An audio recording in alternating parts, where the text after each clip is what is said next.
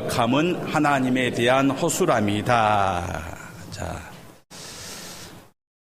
배를 타고 가는데 돛담배예요. 바람의 힘으로 가는 배입니다. 바람의 힘으로. 자, 앞으로 가고자 하는데 바람이 뒤에서 붑니다. 그러면 배가 잘 가겠죠. 그때는 사람이 특별히 할 게 없어요. 그냥 방향만 잘 조절하면 됩니다. 근데 내가 앞으로 가야 되는데 바람이 앞에서 불어옵니다. 그러면 가기가 굉장히 어렵겠죠. 그렇다고 방향을 바꿀 수도 없어요. 계속 그리 가야 됩니다. 어떻게 해야 됩니까? 열심히 노력해야죠. 돛을 내리고 바람의 영향을 덜 받기 위해서, 그리고 막 달라붙어서 노를 져야 됩니다. 그때 우리의 노력이 드러나게 되는 겁니다. 우리의 믿음도 마찬가지입니다. 형통할 때는 우리의 믿음이 잘 드러나지 않아요. 우리의 믿음이 언제 드러납니까? 역경 가운데 있을 때 우리 진정한 믿음이 드러납니다. 오늘 우리가 이 성경에 나오는 아이도벨 그리고 후세라는 두 사람을 통해서 도대체 믿음이 무엇인가, 성도의 선택은 어때야 되는가라는 것을 보도록 하겠습니다. 압살롬이 예루살렘 성에 군대를 이끌고 입성을 했습니다. 자, 어느 전쟁이든지 그 나라의 수도를 점령하면 거의 전쟁은 끝난 겁니다. 완전히 대세가 기울었습니다. 지금 이처럼 승승장구하고 있는 이 압살롬 진영의 상황을 한번 보도록 하겠습니다. 저 먼저는 사람들의 압도적인 지지가 있습니다. 1절 말씀 보니까 압살롬과 모든 이스라엘 백성들이 예루살렘에 이르고 아이도벨도 그와 함께 이른지라. 압살롬이 지금 누구와 함께 있습니까? 모든 이스라엘 백성. 모든 이스라엘 백성과 함께 있다. 이 말은 이스라엘의 모든 지파가 압살롬을 지지하고 있다. 이것을 말하고 있습니다. 그러니까 이 압살롬의 세력은 이스라엘의 전국에 걸쳐서 압살롬의 지지 세력이 있는 겁니다. 서울, 경기도, 강원도, 충청도, 경상도, 전라도, 제주도 할 것 없이 모든 지역에서 압도적으로 압살롬을 지지하고 있습니다. 그러면 압살롬이 거의 승리한 거죠. 거의 게임 끝난 겁니다. 백성들의 절대적인 지지가 있다는 것은 왕이나 대통령처럼 이 정치인에게 있어서는 가장 큰 힘이고 가장 큰 권력입니다. 그걸 지금 압살롬이 갖고 있는 거예요. 그러니까 이제는 압살롬이 왕이 되는 것이 대세입니다. 압살롬도 그렇게 여겼고 백성들도 그렇게 여기고 있습니다. 그런데 그 흐름이 끊기고 이 권력이 무너질 줄은 아무도 생각하지 못했을 겁니다. 또 1절에 보면 모든 백성들이 압살롬과 함께 있었고 또 누가 있었습니까? 아이도벨이 있었어요. 아이도벨. 자, 아이도벨은 어떤 사람인가? 제가 이미 말씀드렸다시피 아이도벨은 제갈 공명과 같은 사람입니다. 그래서 23절에서 그때 아이도벨이 베푸는 계략은 사람이 하나님께 물어서 받은 말씀과 같은 것이라. 아이도벨의 모든 계략은 다윗에게나 압살롬에게나 그와 같이 여겨졌더라. 자, 사람의 계략이 하나님의 말씀처럼 여겨졌다라는 것은 그만큼 그 지혜가 컸다. 그 지혜가 정확했다. 그래서 다윗도 아이도벨을 말하면 다 들었어요. 압살롬도 이 아이도벨을 말하면 다 들었습니다.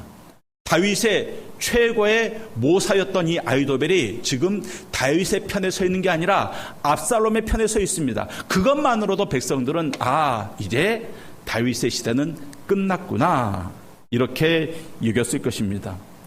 그런 상황 가운데 후세라는 사람이 등장합니다. 16절 말씀 보면 다윗의 친구 아렉 사람 후세가 압살롬에게 나아갈 때 그에게 말하기를 왕이여 만세, 왕이여 만세하니. 자, 후세라는 사람이 만세 만세하면서 지금 압살롬에게 나아가고 있습니다.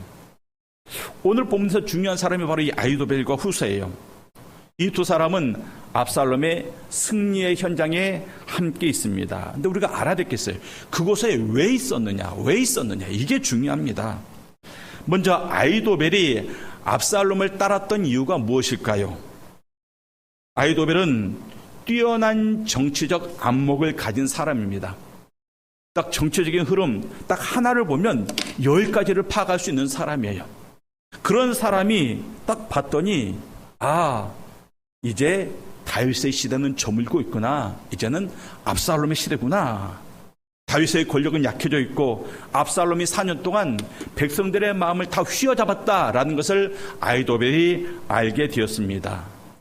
그러고 나서 내가 이제 정권을 갈아타게 되면 계속해서 다윗의 시대에서 내가 승승장구했던 것처럼 압살롬의 시대에서도 승승장구하겠구나라는 것을 계산한 겁니다.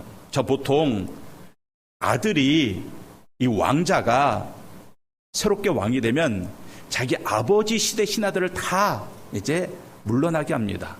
그리고 자기 시대 사람들을 신하로 세워요. 그렇기 때문에 아히도벨은 내가 압살롬의 편을 들면 압살롬이 왕이 되어도 계속해서 내가 큰 권력을 유지하겠구나라고 판단을 했습니다. 그래서 갈아탄 거죠. 자기의 유익을 위해서, 자기의 만족을 위해서 대세를 따른 겁니다. 근데 우리가 굉장히 중요한 핵심이 하나 있어요. 아히도벨이 이처럼 많은 사람들에게 인정을 받고 특별히 왕들에게 인정을 받았던 이유는 뭐라고요? 그에게는 무엇이 있었다? 뛰어난 지혜가 있었다.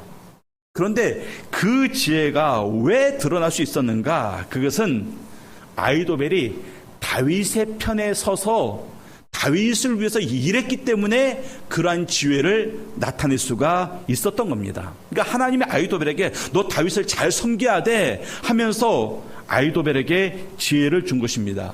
그렇던 아히도벨이 지금 다윗의 반대편에 서 있잖아요. 그럼 하나님께서 그 지혜를 계속해서 주시겠습니까? 절대 주지 않습니다. 반면에 이 후세라는 사람이 압살롬을 따른 이유는 뭘까요? 압살롬을 왕으로 인정했기 때문에? 아니죠. 다윗의 명령이 있었기 때문에. 자, 다윗은 지금 도망치고 있습니다. 끈떨어진 영과 같은 신세입니다. 그런데 그 다윗의 명령을 이 후세가 목숨 걸고 감당하고 있습니다. 왜 그럴까요? 다윗이 하나님이 세우신 유일한 왕이기 때문에 그래요. 압살롬에게는 이스라엘 모든 백성들의 지지가 있었지만 다윗에게는 무엇이 있었습니까? 하나님의 지지가 있었기 때문에 그래요. 그래서 후세는 하나님의 지지가 있는 이 다윗 왕을 끝까지 섬겼고 그리고 다윗 왕의 명령을 지금 수행하고 있는 겁니다. 아무리 민심이 다윗 왕을 떠나고 그리고 많은 사람들의 지지가 압살롬에게 있어도 법과 원칙을 어기면 그것은 불법인 거죠. 압살롬이 민심을 다 얻었습니다. 수많은 백성들이 압살롬을 지지합니다. 그럼에도 불구하고 압살롬이 법과 원칙을 어기면 그것은 불법인 거예요. 우리가 살아가면서 옳다 그르다 이것은 백성들의 지지로 판단하는 게 아닙니다. 무엇을 했는데 이게 옳다 그르다는 얼마나 많은 백성들이 옳다 주장하는 걸로 결정나는 게 아니라 바로 법으로 결정하는 거. 법으로. 법이 이것을 뭐라고 딱 규정했느냐 거기에 따라서 그것이 옳다 그르다 판단이 되는 겁니다. 여러분, 누군가가 음주운전을 했습니다. 법에서는 음주운전을 죄라고 규정하고 있죠. 그런데 그 사람이 굉장히 인기 있는 사람이에요. 그래서 수많은 백성들이 막 청원서를 냅니다. 수백만의 사람들이 그 사람 어쩔 수 없이 그런 거다. 그 사람 용서해 줘야 된다. 그거 죄 아니다. 그럼 그게 죄가 아니게 되는 게 아니잖아요. 왜? 사람들의 지지로 결정하는 게 아니라 법과 원칙에 따라서 옳고 그름이 나눠지기 때문에 그렇습니다. 만약에 사람의 지지로 옳고 그름이 나눠진다고 하면 우리는 모든 일에 있어서 늘 국민투표를 해야 돼요. 늘 국민투표를 해서 그대로 결정을 해야 됩니다. 근데 우리에게는 법이 있잖아요. 그래서 법대로 결정을 하는 겁니다. 우리 성도님들은 사람들이 얼마나 악한지 알고 있습니다. 사람의 생각이 나면서부터 악하다라는 것을 우리가 알고 있습니다. 그런 악한 사람들의 지지를 더 많이 받았다고 해서 그것이 옳다고 말할 수 없잖아요.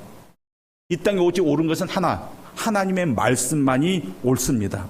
그래서 인간적인 계산이 영적 분별력을 대체해서는 절대 안 되는 거예요.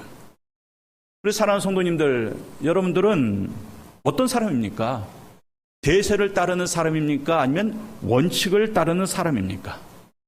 또 여러분들과 함께 있는, 여러분들과 가장 가까운 그 사람은 대세를 따르는 사람입니까? 원칙을 따르는 사람입니까? 누구의 말을 들어야 될까요? 바로 원칙을 따르는 사람입니다. 그래서 성도는 서로가 서로에게 그런 존재가 되어야 됩니다. 부부 사이에 그런 존재가 되고요. 부모와 자식 사이에 그런 존재가 되고 또 친구끼리 또 성도들끼리 우리가 서로 원칙을 따라 살도록 이끌고 이끌림을 받는 그런 존재가 되어야 됩니다. 아담과 하와 보십시오. 부부가 사이좋게 원칙을 어기고 선악과 나눠 먹었습니다. 그러다가 망했습니다. 아나니아 삽비라 부부를 보십시오. 부부가 한 마음이 되어서 사도를 속이다가 둘 다 죽고 말았습니다. 두 부부의 공통점이 뭡니까? 자신들의 이익과 욕심을 위해서 원칙을 어겼기 때문에 그래요. 만약에 부부 중 한 사람이라도 여보, 그것은 하나님의 뜻에 반하는 겁니다, 이렇게 반대했더라면 과연 그 일이 이루어질 수 있었을까? 아마 인류의 역사가 바뀌었을 겁니다. 만약에 아담과 하와 중에 한 사람이라도 그걸 반대했으면 우리는 여전히 지금도 에덴 동산에서 살고 있을지도 몰라요. 그런데 둘이 사이좋게 원칙을 어기고 말았다는 것입니다. 여러분들은 원칙을 지키는 사람이 되어야 됩니다. 또 여러분들 옆에 원칙을 지키는 사람을 두고 살아야 됩니다.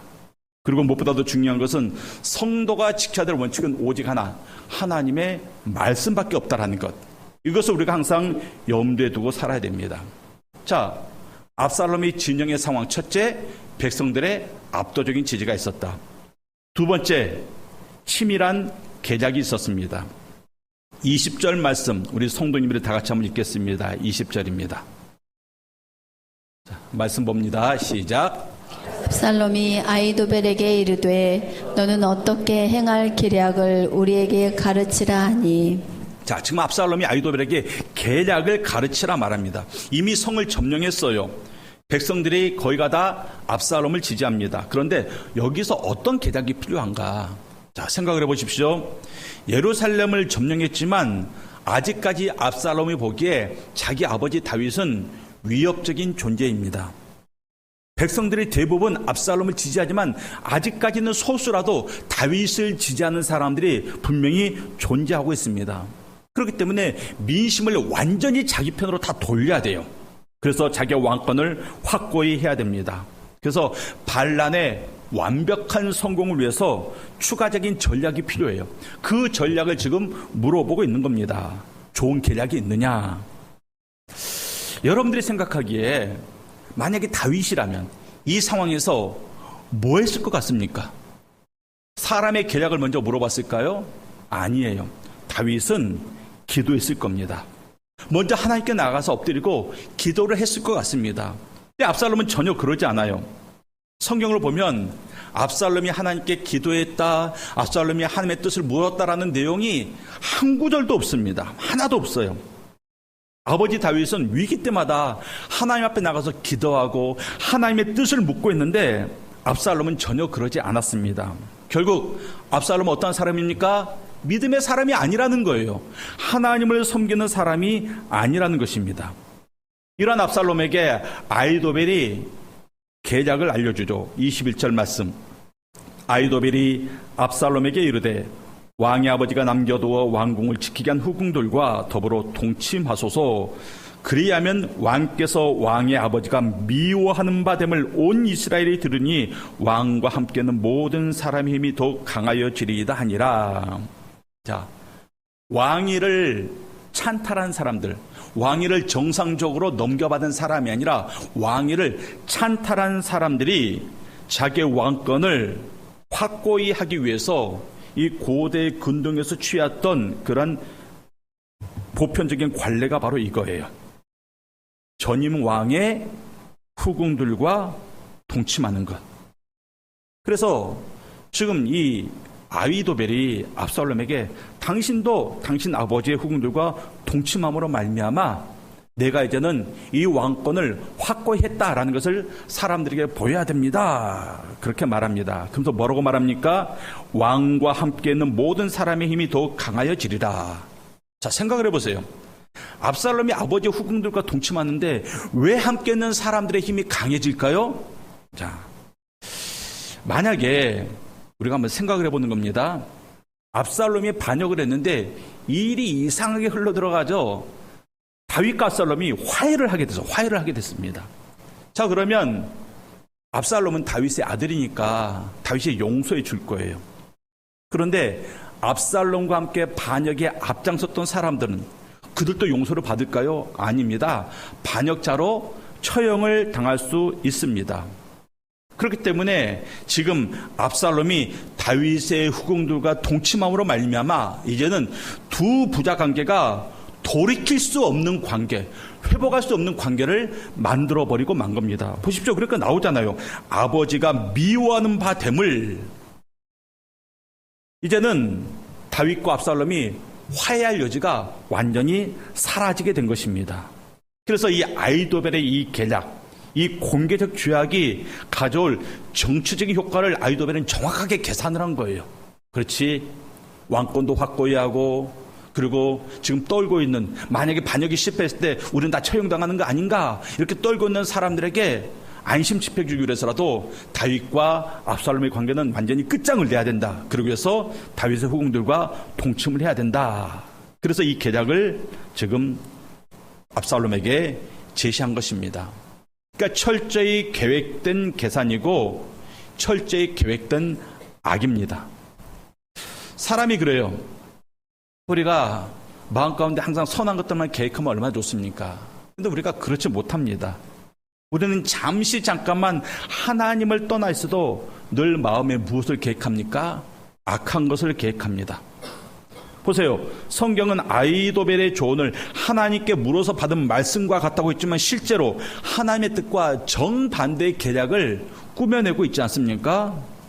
인간적으로는 완벽한 계략이에요. 인간적으로는 지금 압살롬에게 있어서 이것보다 더 좋은 계략이 없습니다. 그런데 하나님 보시기에 악한 계략이다. 이게 문제인 거죠. 압살롬이 그 계략대로 다 해요. 다 합니다. 그런데 그 마지막이 뭡니까? 죽는 거죠. 죽임을 당하는 겁니다. 아이도벨과 후세 모두 지혜로운 사람들이지만 그들의 지혜는 목적이 달라요. 그들의 지혜에 서로 방향이 다릅니다. 그래서 진정한 지혜는 바로 지혜의 근원 대신 하나님을 경외하는데 비롯되는 겁니다. 우리 성도님들이 다 무엇인가를 계획하면서 살고 있습니다. 여러분들 마음가운데 어떤 계획들이 있을 거예요. 뭐 교회를 위한 것이 되었던, 가정을 위한 것이 되었던, 개인을 위한 것이 되었던 다 여러분들의 마음 가운데 어떤 계획이 있습니다. 그 계획들을 한번 살짝 떠올려 보십시오. 그 계획이 지금 철저하게 준비되었습니까? 계획이 완전합니까? 계획이 잘 준비돼야죠. 더 알아보고, 더 물어보고, 더 연구하고, 더 세심하게 구체적으로 계획을 해야 됩니다.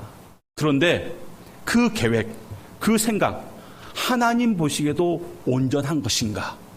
이걸 우리가 알아야 돼요. 내 완벽한 계획이 하나님 보시기에도 온전한가? 여러분들, 온전한 계획을 세우기 전에 먼저 우리에게 필요한 것이 무엇인가? 하나님 편에 서 있는 거예요. 하나님 편에 서 있는 것. 하나님 편에 서 있을 때 그 계획한 것이 비로소 이루어질 수 있습니다. 세 번째로 이 압살롬 진영의 모습. 첫째는 백성들의 지지가 있었고, 두 번째는 완벽한 계략이 있었고, 세 번째는 무엇입니까? 리더의 실행력이 있었습니다. 22절 말씀 보면 이에 사람들이 압살롬을 위하여 옥상에 장막을 치니 압살롬이 온 이스라엘 무리의 눈앞에서 그 아버지의 후궁들과 더불어 동침하니라. 온 이스라엘 사람들 눈앞에서 사람들이 보는 데서 지금 아버지 후궁들과 동침했다 말하고 있습니다. 여러분들, 이 리더의 덕목 가운데 하나가 결단력과 실행력입니다. 뭔가 준비가 잘 됐어요. 준비가 잘 됐음에도 불구하고 리더가 결정하지 못하고 미적거리고 있으면 아무리 준비가 잘 되었어도 그 일은 절대 이루어질 수가 없습니다. 압살롬은 준비에 있어서 철저한 사람이에요. 자기 형을 죽이는데 몇 년 준비했다고요? 2년 준비했어요. 아버지를 반란하는데, 반역하는데 몇 년 준비했습니까? 4년을 준비했습니다. 준비에 철저한 사람인데 동시에 결단력도 갖췄습니다. 그러니까 아이도벨이 악한 계략을 꾸며내자마자 즉시 실행하게 됩니다. 리더의 덕목을 두루두루 갖춘 사람이 바로 압살롬이에요. 인복이 있어서 사람들이 몰려들고 옆에는 뛰어난 모사도 있고 한마디로 지도자가 되기에 부족함이 없었습니다. 근데 결정적인 게 없죠. 결정적인 게.